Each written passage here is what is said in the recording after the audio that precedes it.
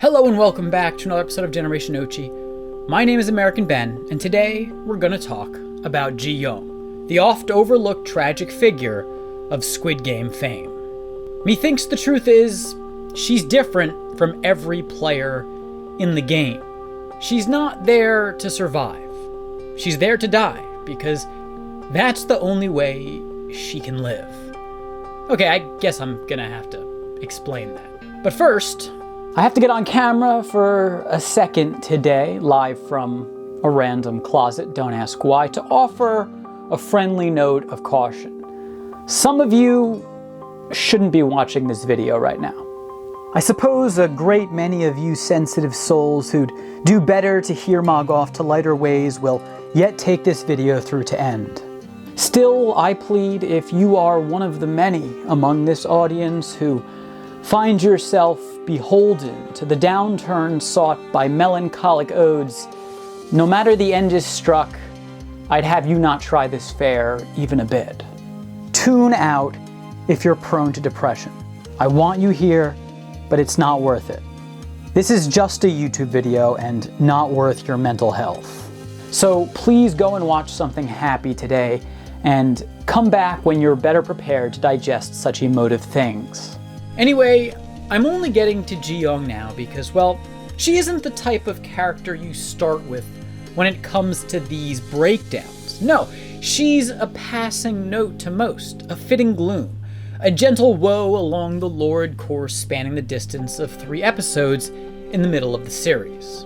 Oh, but I wanted to tell her tale, more than any other, because though she's found herself so sans some life within, I see in her a song. There's a song in there, a vital tune from In, rings of many matters marked of the human heart, and sundry struggles sewn unto it.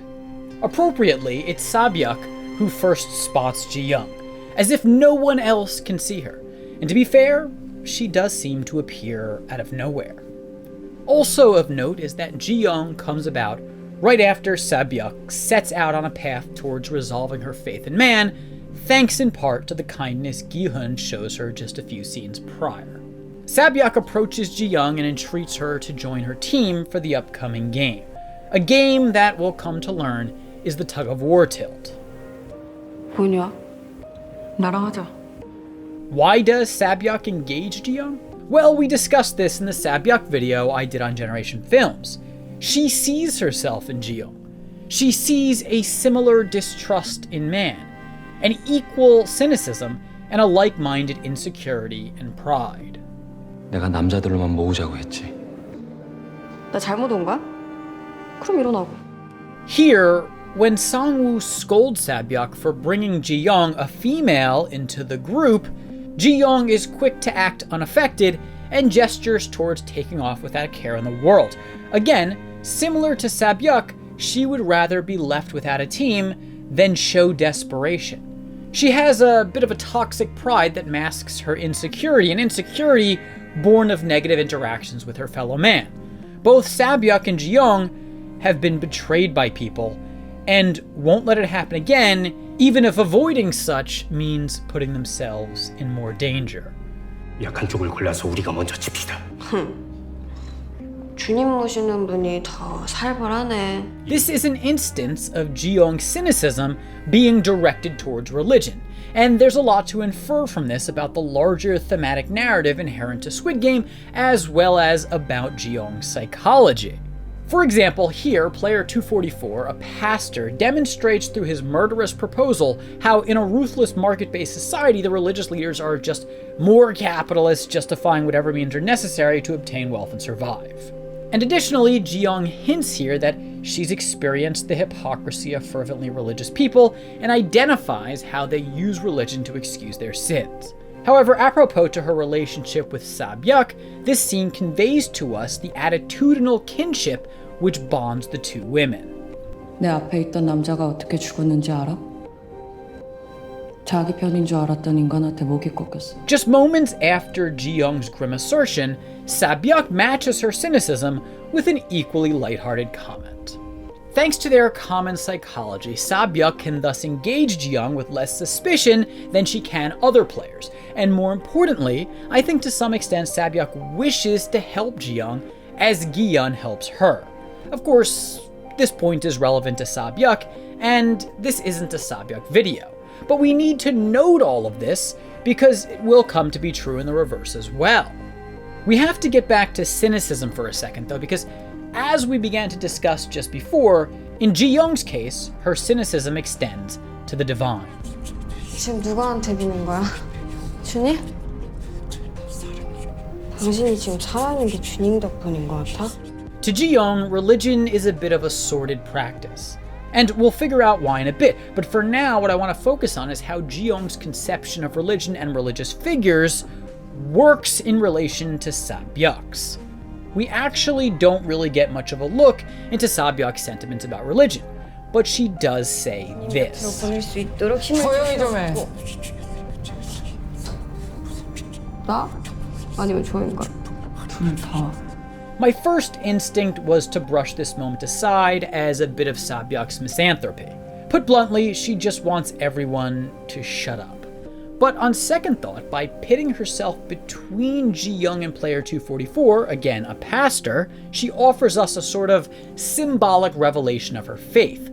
That is, she's somewhere in the middle, oscillating between losing and retaining it. But faith here doesn't only denote religion, but hope, investment in higher meaning, and the prospect of being saved. Ji-yeong is not in the middle.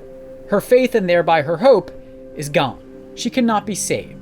She doesn't want to be saved. However, she does still want to connect with Sabyuk. 너 이름이 뭐냐? 이러면 알아서 뭐하게. 이름까지 뭐 하겠냐? 부르지? 부르지 마. Sabyuk spurns Ji-yeong's attempts at friendly interaction here. We discussed this in the dedicated Sabyuk video. The irritable North Korean defector pulls her kindly offerings back after the tug-of-war game as the bout reminds her of what the players in the game are capable of. Everyone is her enemy, and she can't get too cozy, even with a kindred soul. However, what's important to note about Ji-yeong here is that despite her cynicism, she's still looking to make a friend for some reason, to connect with another human being. And we sort of feel bad for her here, because she appears to be desirous of company, and Sabyuk says, hard pass. However, I'm not sure this exactly reflects a proper diagnosis of her character on our part. Prior to the marbles game, when the players are instructed to couple up, Sabyuk walks away from the group, loath to beg someone to be her partner. However, this time, it's Ji-yeong who approaches Sabyuk and asks the North Korean to join her. 야, 나랑 하자. 내가 무조건 이기게 해줄 테니까. 무슨 수로? 무슨 수를 써서 돼. I want to quickly point out that in promising Sabyuk that she'll make sure she wins, Ji-yeong intimates that her intentions aren't to win or survive, but simply to connect with Sabyuk. She wants to be her partner. However, Sabyuk doesn't make it easy on Ji-yeong. 내가 왜? 그럼 저런 꼰대들한테나 매달릴 거야? 쪽팔리게? 쪽팔린 게 문제야? 난 무조건 이겨야 돼. Ji-yeong knows Sabyuk and knows how to deal with her. It's here we come to wonder if Sabyuk is the wise big sister in this relationship, or if that role is actually filled by Ji-yeong. Perhaps it's Ji-yeong who's more conscious of their transference and of the dynamics that bond them. 넌 왜 나랑 하고 싶은데? 넌 왜 나한테 하자고 했는데? 너밖에 없었어. 같이 해줄 것 같은 사람이. 나도 지금 그래. There's a level on which these two women need each other.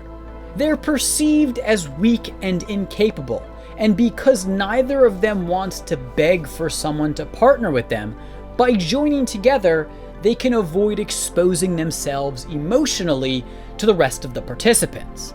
They won't seize upon each other's faults if they're revealed. The implication here, of course, is that Ji-yeong and Sabyuk have each finally found someone who they can trust. However, Ji-yeong isn't necessarily seeking mutual rewards from said partnership. No. She has a mission here as the big sister, and that mission is to save Sabyuk. The two women settle on some steps in the game arena, and this is largely where Ji-yeong's objective becomes clear. 6.25 이후에 최대의 비극이다. 무슨 게임을 할까? 냉정하네. 완전 얼음이야. Amidst the macabre happenings of a depraved game, Ji-yeong goes about playfully pestering Sabyuk to converse with her. She's trying to break through to her. Yes, to make a connection for herself, but also she's being benevolent. She seeks to provide Sabyuk with a new connection as well. And once again, Sabyuk just does not want to make nice. 쓸데없는 소리 그만하고 무슨 게임 할지나 말해. Sabyuk responds angrily. She's so grumpy. But Ji-yeong doesn't react in kind. Nay, she's settled. She knows what she thinks of Sabyuk, and she knows what she wants out of her and out of this game. 딱 한 판만 할 거잖아. 시간 꽤 남았어. 마지막에 하자. 그럼 그때까진 뭐하게? 얘기. She wants to talk. She wants to just feel something and make a connection before she dies. And what are the chances? In this cruel competition, she's found someone who's in unison with her spiritually, and thus she has a chance to make a substantial connection before checking out. There's a wisdom to Ji-yeong, more than there's a helplessness, and it rises to the surface during the marbles game. Finally, after much goading, she gets Sabyuk to open up. 북에선 왜 내려온 거야? 여기가 나은 줄 알고. 그래서 얘가 나? Ji-yeong breaks through to Sabyuk. She breaks what she earlier termed Sabyuk's coldness. And with warmth, Sabyuk's tears unfreeze and rain down. And so too with them go pangs. Ji-yeong is helping Sabyuk to show emotion, to confront her feelings, to just plain feel, and to restore her sense of humanity. But Ji-yeong's work isn't done. Oh no.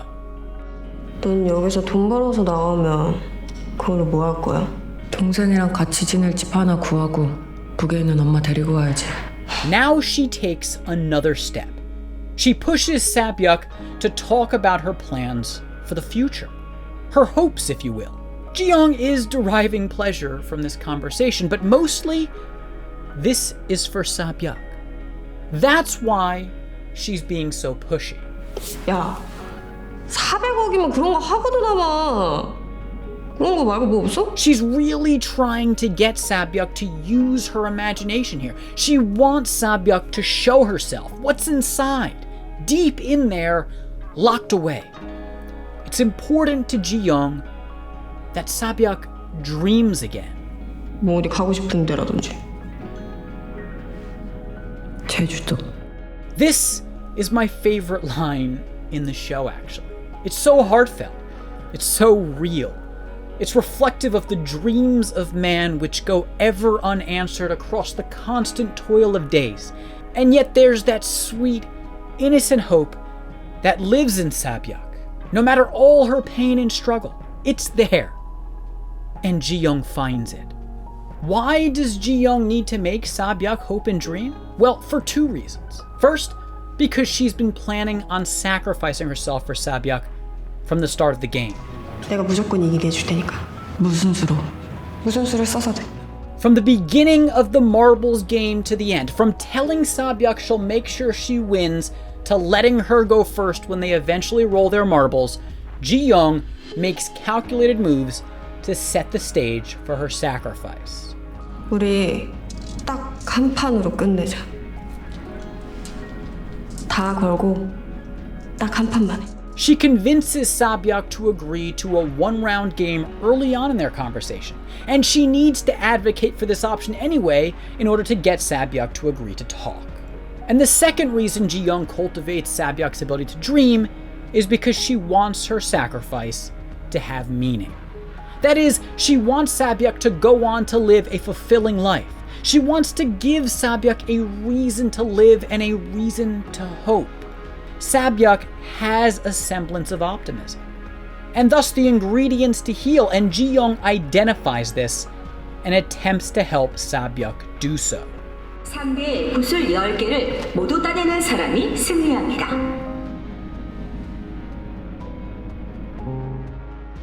When it's announced that the marbles game won't be a trial of two partners, but a contest between foes, and thus a duel to the death, Ji-yeong remains mostly unperturbed. But she looks to Sabyuk, who seems slightly fearful. Ji-yeong is unconcerned for herself, but entirely interested in how Sabyuk feels, because she knows that Sabyuk still hopes to live on, to leave the game and have a life, and she wants to give that to her. This explains why Ji-yeong is rather calm throughout the game. She's determined to die. But as we said, she still has an objective: to save Sabyuk. In return, Ji-yeong gets to make a connection. She gets to feel meaning as she inspires optimism in Sabyuk. 스케일이 제주도가 뭐냐? 뭐 하와이 아니 몰디브 정도는 가줘야지. As the connection grows between the two, and as she gets Sabyuk to open up and emote, we see Ji-yeong start to smile. She feels happy in this moment, truly happy. Given all of this, I can't help but think back to when Sabyuk first spots Ji-yeong, up in the sky amidst the whites of the clouds, drawn from the heavens to be Sabyuk's angel on earth. But I digress. Getting back to their conversation in the marbles game, Ji-yeong still has one more obstacle to surmount before achieving success. You'll notice she cheekily admonishes Sabyuk for the depressing nature of her life stories. 그때 우리 할아버지, 할머니, 오빠까지 다 불에 탔어. 넌 지나치게 딥한 사연이 많아. I like to think that Ji-yeong doesn't want Sabyuk to lean into her darkness. She wants her to focus on positive things so she can emerge from despair.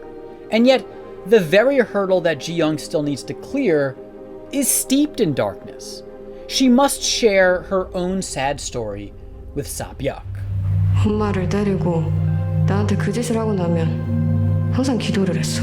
우리 죄를 사하여 달라고. 근데 엄마를 죽인 날은 기도를 안 하더라. She needs to demonstrate to Sabyuk her similarly dark experience with humanity. She needs to pinpoint their shared pain in order to solidify their connection and therefore Sabyuk's ability to trust her. 엄마가 방바닥에 누워서 죽어 있었어. 그 옆엔 아버지란 인간이 칼을 들고 서 있었고. 그 다음으로 본 건 우리 아버지 시체. Ji-yeong's father killed her mother, and in retaliation, or so I assume, Ji-yeong killed her father. She is thus a product of trauma, and she's a completed product, meaning in Ji-yeong's mind, the damage done is irreversible. So now we can revisit the scene on the elevator following the tug-of-war scene, and the dispute between Ji-yeong and player 244 that takes place therein. 주님의 선택에 감사하며 기도를 올리는 것이다. 지랄, 지 손으로 죽여놓고. We can now assert that two factors contribute to Ji-yeong's reflexive attack on the pastor's prayer. One, she's offended that he would attempt to spin the events of the tug-of-war game as a product of God's will. She finds it sickening that she should think that all of the terrible things that have happened to her are the result of God's love. Second, her words here, in assuming responsibility for the deaths of the players on the other team, imply that she feels guilty for killing her father. Not that she thinks her father didn't deserve it, but she feels the weight of her deed. A deed that, yes, circumstances thrust upon her by birth drove her to do, but she sees blood on her own hands nonetheless. Ji-yeong actually goes on to mock the pastor's prayer directly. 지금 기도만 하면 우리 다 천국 가는 거야? 아 씨발 그럼 나도 기도해야지. 하늘에 계신 우리 아버지, 저희는 오늘 힘을 합쳐 많은 인간들을 주님 곁으로 보내드렸습니다. With her curt remarks, she highlights the inanity of justifying murder in the name of God. This behavior by the pastor upsets her, because if he can be absolved for murder by praying, then why can't her father? She sees her father in the pastor, and she hates what he represents.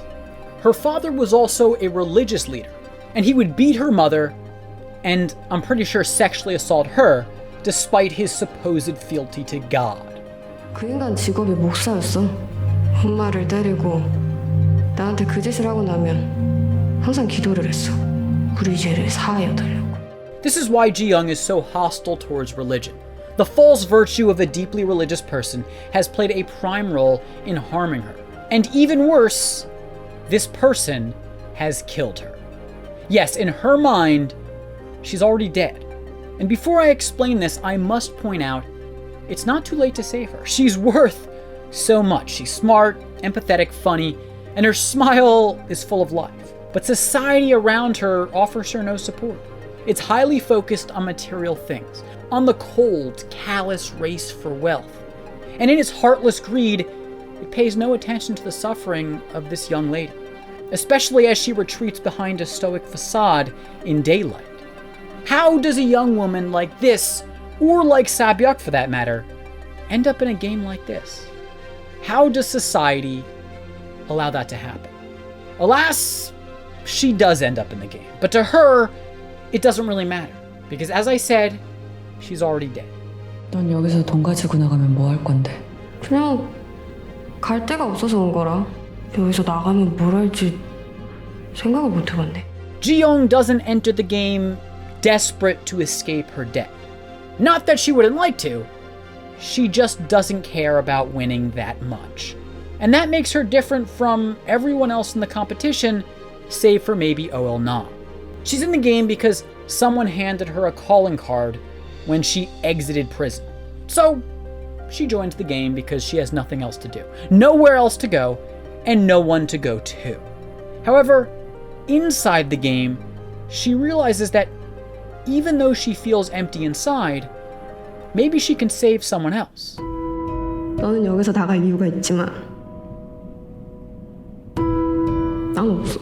Ji-yeong is all out of hope when she enters the game. But the idea that she can help Sabyuk gives her reason to hope again, however slight. She hopes for Sabyuk to live on.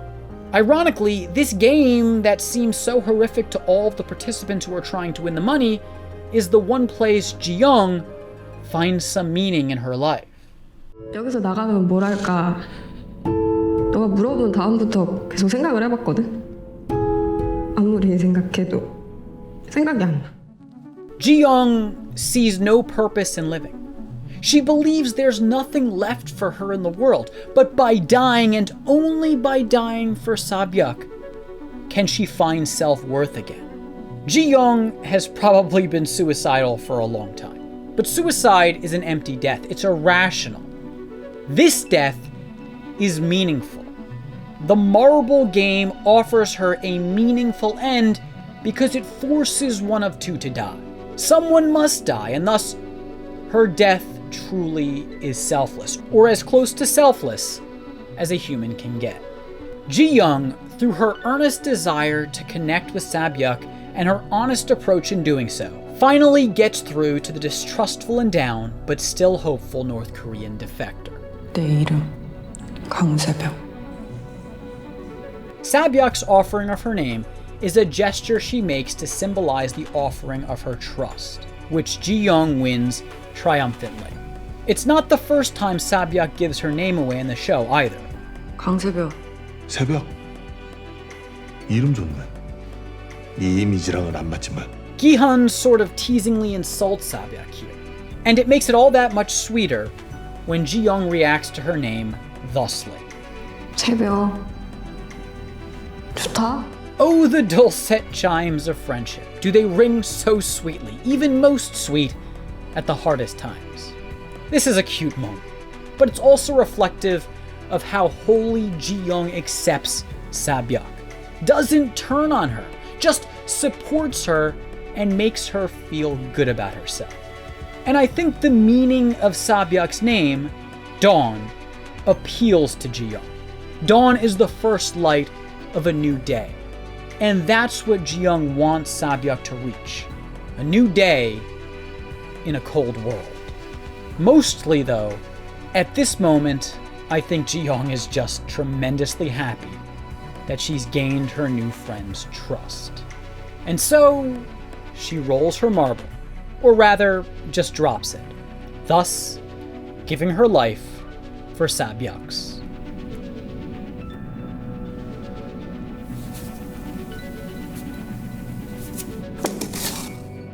And so, Ji-yeong keeps her promise to Sabyuk to make sure she wins no matter what. This is an incredible gift she gives to her friend. By giving her life up so that Sabyuk may live, she gives Sabyuk a reason to have faith in people again. How can Sabyuk deny that not all people are bad now? How can she deny that not all people are entirely selfish, that not all people will hurt her? Ji-yeong does the most selfless action for Sabyuk's sake. And so Sabyuk cannot deny any of this anymore. And I think this scares her. 다시 던져. 나 다시 던져도 너 못 이겨. 좀 멋있게 좀 지게 해줘라. 혼자 개폼 잡지 말고 다시 던지라고! I discussed this a bit in the Sabyuk video I did. Sabyuk screams here not only because she's sad for her friend, but because her whole perspective of reality has just been shattered. She's startled because now she has to accept that people can be good, and she has no idea what to do with that information. 너는 꼭 살아서 나가. 그래서 엄마도 만나고 동생도 찾고 제주도에도 꼭 가고. Now Ji-yeong's destiny is intertwined with Sabyuk's. Her eternity is dependent on Sabyuk finding happiness. Ji-yeong has given Sabyuk a reason to go on, and go on she does.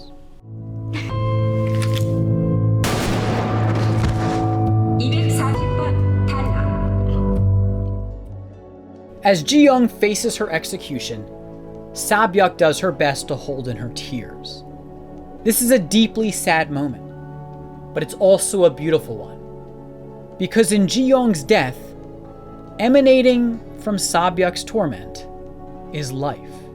She shows her capacity to care, to love, to hurt. She isn't numb. She isn't empty. And by Ji-yeong, she is restored. This is the power of sacrifice. This is the power of friendship. As Sabyuk walks away from Ji-yeong, there's a sort of sad, melodramatic moment levied on us, meant to evoke our very own sense of hurt. 강세벽! 고마워. 나랑 같이 해줘서. Sabyuk is saved, but Ji-yeong dies here. Her life has been lived from beginning to end in pain. Most would probably use this fact to aver that her ending is a tragic one, a bad one even. However, I don't think that's how Ji-yeong would see it. I think that at the point of her death, she's resolved much of her emptiness through her connection, however brief it lasts, with Sabyuk. I think to her, a few moments of happiness, of love, of trust, none of the three of which she's ever experienced, are worth more than 1,000 lifetimes. In the course of the show, Ji-yeong is looking for something very specific. She isn't asking for much, just a touch of meaning. A touch that's until now eluded her. And you know what? She gets it. I don't want to romanticize death, not here on this channel. I actually think death is always the worst option. It solves nothing for the self. But still, though Ji-yeong is kind of summed up by many as the tragic victim of brutal circumstance and as the tortured soul, I think she doesn't get enough credit for her wisdom. For all that ails her, she actually has a pretty solid hold on what's important in life. 어차피 우리 중에 하나는 여기서 죽어. 서로 무슨 얘기를 하든 다시 얼굴 보고 민망할 일은 없잖아. 안 그래? In a way, Ji-yeong's like Il-nam because she's not in the game for money.